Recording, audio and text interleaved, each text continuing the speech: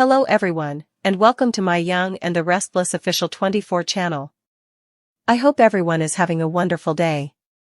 Before we begin, please hit the subscribe button and give this video a thumbs up.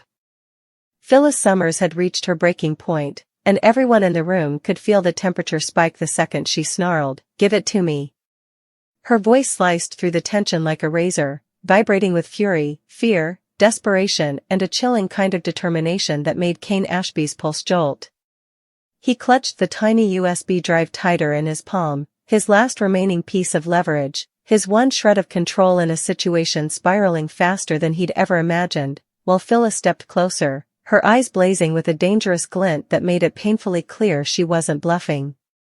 Kane had seen Phyllis angry before, manipulative before, emotional before, but this was something entirely different. This was a woman backed into the kind of corner where she didn't retreat, she detonated. Phyllis knew what was on that USB, knew the walls it could tear down and the careers it could obliterate, including her own, but she didn't care anymore. Not after the week she'd had. Not after all the lies. For once, she wanted truth, even if truth burned everything she touched. She advanced another step, her heels clicking like warning shots on the hardwood floor, and hissed that demand again, "Give it to me." Kane swallowed hard, his throat suddenly desert dry as he tried to gauge whether Phyllis was bluffing about her threat to reveal everything if he didn't comply. She wasn't. He knew she wasn't. Her face was flushed with rage, but there was also a terrifying steadiness behind her eyes, a clarity that comes from having absolutely nothing left to lose. Kane attempted to redirect, to calm her, to remind her that exposing the secrets inside that USB would blow up half of Genoa City, including a few people she actually cared about, but Phyllis shook her head sharply, cutting him off before a single syllable left his mouth. "Don't," she snapped, her voice low and trembling with emotion. "Don't tell me who I'll hurt. Don't tell me who I'll ruin." "You want to talk about consequences, Kane? Let's talk about consequences. Because if you don't hand it over, I swear I will walk into Chancellor Winters, Jabot, Newman Media, hell, I'll stop cars in the middle of Chancellor Park if I have to, and I will spill everything on that drive myself." Kane flinched at the threat, because it wasn't just dramatic, it was real. Phyllis was capable of chaos on a normal day, but when cornered and betrayed, when convinced she was being manipulated again, she became nuclear. And the worst part? Kane hadn't meant to push her this far. He hadn't wanted this showdown. The USB drive had started as protection, insurance, a way to shield himself from the failures of Arabesque and the vultures circling what was left of his business life. He'd collected secrets, emails, financial transactions, incriminating documents, private messages, agreements made in shadows by powerful people who thought they were untouchable. He never intended for Phyllis to find out. He never expected her to get suspicious enough to dig. But she had, and once Phyllis started digging, she didn't stop until she unearthed the truth. And now she wanted the whole thing, not just the files related to her or their deal, but every single secret. Kane stepped back, his breath catching as he realized Phyllis wasn't just reacting emotionally, she was making a declaration. "I'm done being played," she spat, her voice cracking with the force of all the betrayals she'd endured over the years. "You think you're the only one who can use leverage? You think you're the only one who gets to walk around protecting yourself while the rest of us drown? I'm done cleaning up after other people's mistakes, Kane. If this drive has information about me, fine. If it has dirt on everyone else? Even better. Because the next time someone tries to corner me, I'll blow open every secret on this thing and let Genoa City burn." The room pulsed with silence after her outburst, the words hanging in the air like smoke after an explosion. Kane tried to steady himself, because he could feel the floor shifting under him, feel the threat to not just his plans but his entire life. "Phyllis," he tried again, softer this time, but the softness only made her angrier. Her eyes widened, and she laughed, a hollow, sharp sound that sent a chill down Kane's spine. "Don't Phyllis me," she snapped. "You've been keeping secrets from me for weeks. You've been lying to my face while pretending to help me rebuild my life. And all the while you were using this, she jabbed a finger toward the fist he kept clenched around the drive, as your get-out-of-jail card in case things with Arabesque blew up. Kane said nothing, because saying anything would have been worse. Phyllis stepped closer again, closing the distance, and Kane felt trapped. Not because he feared her physically, but because he feared what she might do if the emotional dam inside her finally burst. Her voice quieted, but the intensity doubled. You don't get to hold my life hostage, Kane. Not anymore. Now give me the damn USB. But Kane's silence wasn't defiance, it was fear. Fear of how far she'd go. Fear of what would happen if the contents of that drive went public. Fear that Phyllis wasn't thinking clearly enough to understand that once she uncorked those secrets, there would be no putting them back. And fear that she might genuinely be willing to crash and burn with the very people she wanted to destroy. Phyllis studied his face, saw the hesitation, the calculation, the guilt. And that was what set her off again. Her voice rose, trembling with fury.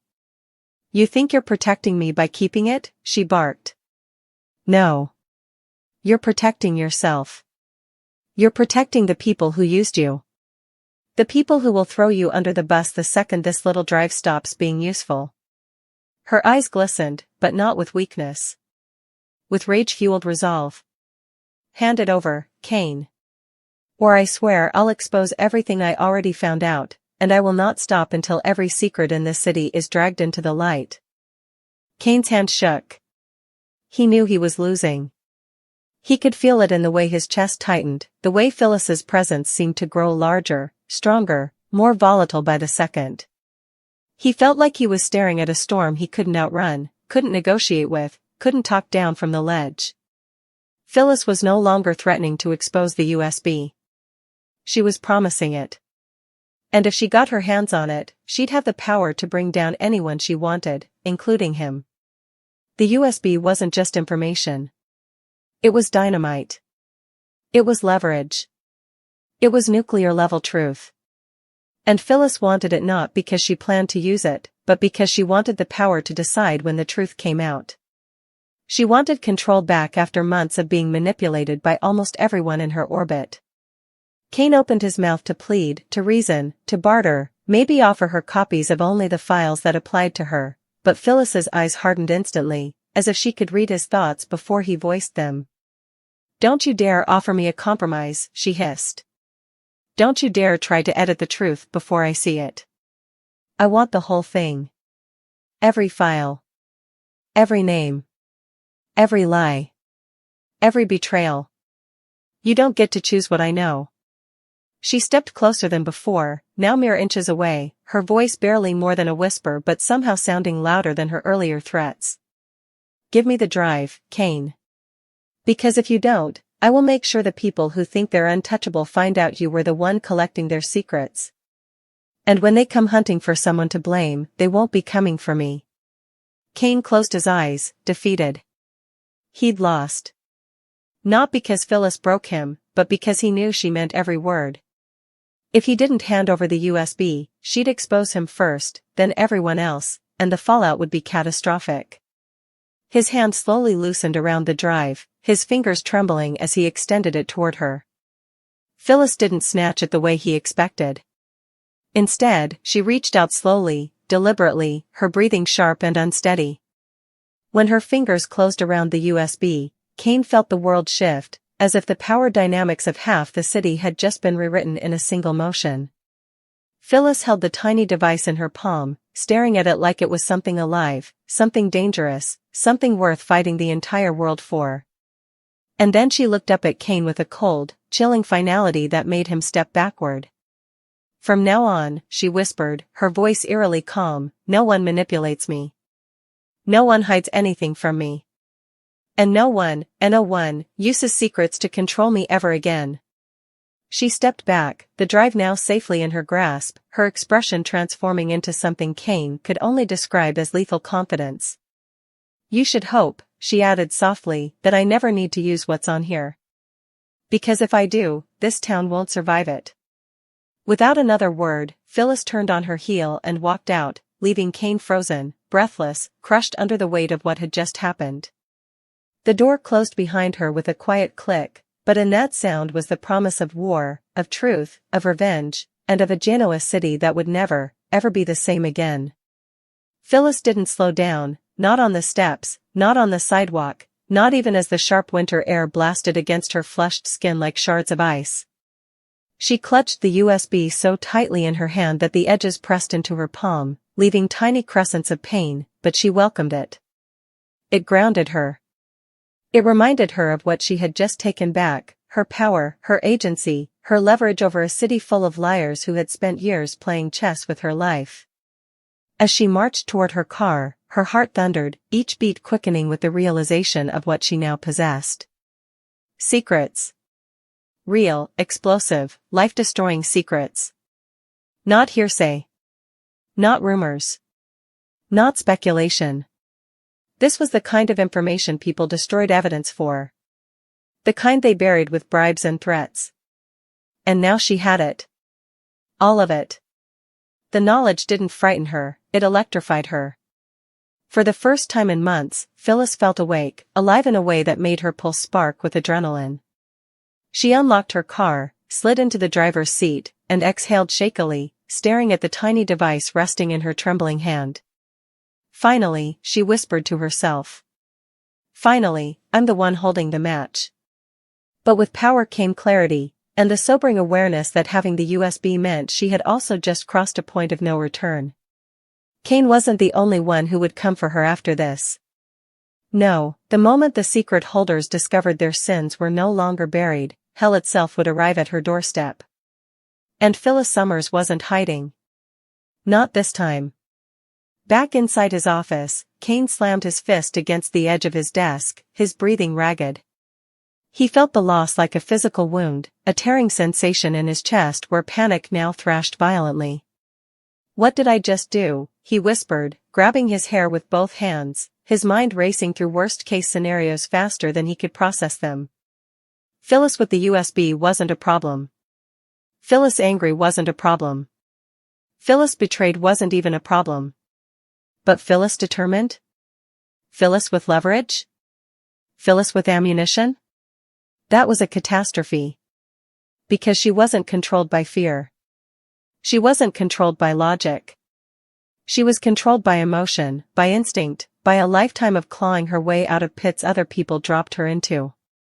And that made her the most unpredictable person in Genoa City. Cain stumbled back into his chair, the weight of the situation crashing down on him like a tidal wave. He had underestimated her. He had misread her resolve.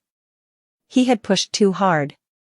And now she held the one thing that could annihilate not just his business relationships, but half the alliances he'd built over the last decade. Damn it, he whispered, grabbing his phone with shaking hands. He needed to warn someone, maybe multiple someones, but who? And how? Everything about this situation required delicacy, strategy, impeccable timing.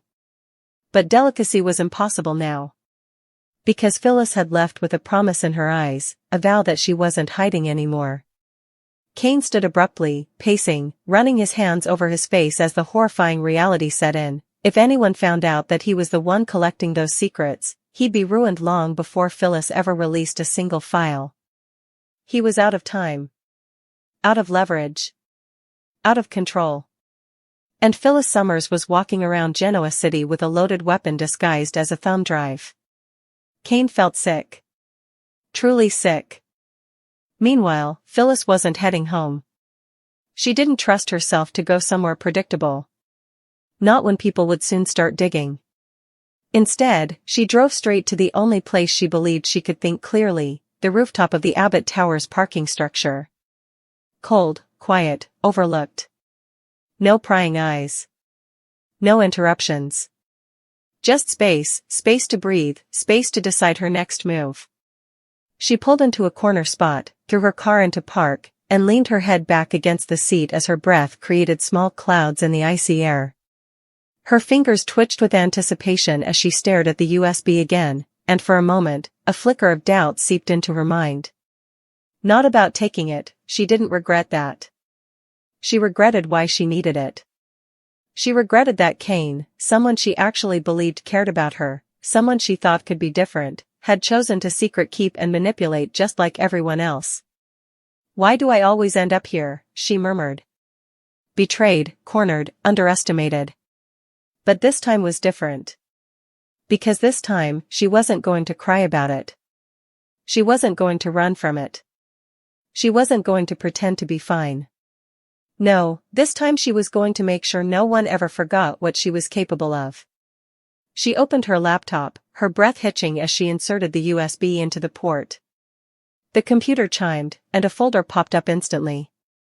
A single folder titled Insurance. Phyllis snorted. "Oh Kane, you idiot." She clicked it open, and froze. Row after row of files appeared. Dozens. Hundreds. Names she recognized instantly, some she expected, some she never would have imagined. Newman. Abbott. Chancellor. Winters.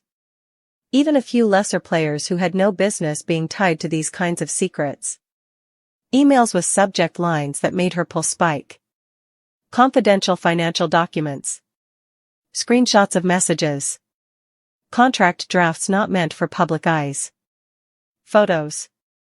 Videos. Audio recordings. Her eyes widened as she clicked through file after file, each discovery more shocking than the last. She felt her breath catch as she uncovered deals that would ruin careers, betrayals that would shatter families, lies that, if exposed, would bring entire corporate empires to their knees. "Kane, what the hell were you doing?" she whispered. This wasn't insurance. This was an archive of corruption. A roadmap of deception. A treasure trove of dirt so deep it could bury every major power player in town. And Phyllis, PHYLISS, had it. Lightning shot through her veins as she realized the magnitude of what she now possessed. This wasn't just leverage. It was power. Pure, unfiltered power. The kind that could rewrite alliances. The kind that could reshape Genoa City overnight. The kind that could free her from every enemy she'd ever had. But as she scrolled, her eyes landed on something unexpected, her own name. A folder labeled Summer sat among the rest, and her stomach twisted. She clicked it open, bracing herself. Inside were emails she'd forgotten about, deals she'd abandoned, messages she'd sent in moments of desperation or anger or emotional collapse. Files that painted her as reckless, unstable, manipulative. Files that would destroy her reputation instantly if they ever saw daylight. Phyllis felt the sting of betrayal strike again, this time deeper. Kane hadn't just protected himself. He had prepared for the day she might turn on him. He had kept a file on her the same way he had kept files on everyone else. "Of course," she whispered bitterly. "Of course you did." But instead of crumbling, instead of spiraling, instead of letting the betrayal break her, Phyllis felt something inside her click. A switch. A steel-hard realization that she was done letting people hurt her. Done letting people use her. Done letting her past be a weapon to control her. She hovered her cursor over her own folder, then deleted it without hesitation. Gone. Forever. "No more," she murmured. And as the folder vanished from the screen, Phyllis made a decision. A dangerous one. She wasn't going to release everything on the USB, not yet. Not until she understood every file, every angle, every secret. Not until she had mapped out the entire city's vulnerabilities like a general preparing for war. She wasn't going to blow things up blindly. She was going to be strategic. Surgical. Calculated. And when the time came to strike? She would decide who fell, who rose, who burned, and who survived. She would be the arbiter of truth in a town that had lied to her for far too long. But first, she needed to secure her position. Protect herself. Protect the USB. And make sure Kane didn't try to get it back, or warn the wrong people too soon. And at that exact moment, Kane was doing exactly that. His panic had escalated into full-blown dread as he dialed number after number, reaching out to allies, to contacts, to anyone who could help him strategize an emergency recovery plan. But no one answered. Not one person picked up their phone. It was as if the universe had conspired to punish him for the secrets he'd spent years collecting. "Come on," he muttered furiously, pacing again. He needed a plan, but even he knew there was only one person who might be able to de-escalate this.